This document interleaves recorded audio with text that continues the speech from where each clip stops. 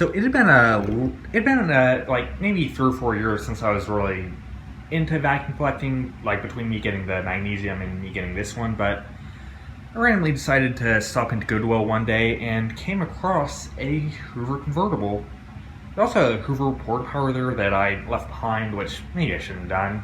But then again, I don't know, space is a little tighter for me now, so I don't know. But hey, what's vacuum collection without a Hoover convertible?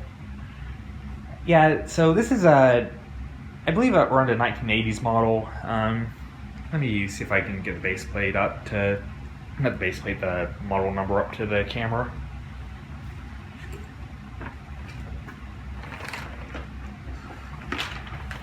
Alright, let's see, we got, it's a Hoover U4171, 4.3 amp motor, serial number 25607. So yeah, whoops, bag's not closed all the way. Yeah, I don't really use this one super often.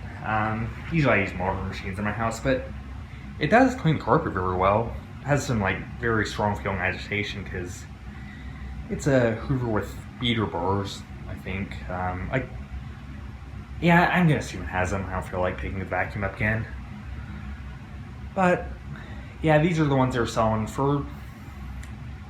Yeah, they're basically selling the convertible from the like 50s to the about the 90s, like with the Decade 800.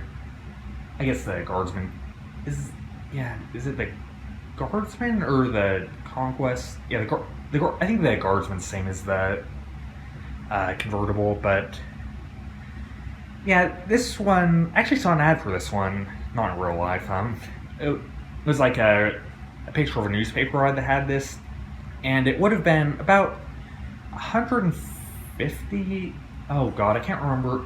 It was either $150 the time it came out, or $150 in like modern money. I think it was $150 in modern money, like with an inflation calculator.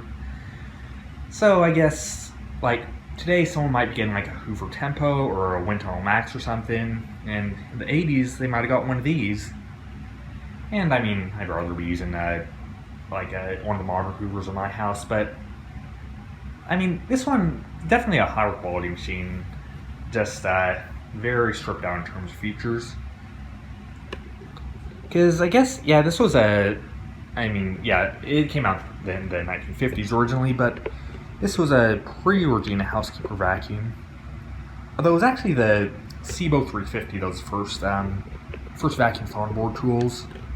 Even though a lot of people say that the Regina Housekeeper was, or like the Dyson G-Force or whatever, but I think it was the Sebo 350. That one came out around 1978, but enough talk about Sebos. Let's put some stuff in front of this convertible and see how it cleans.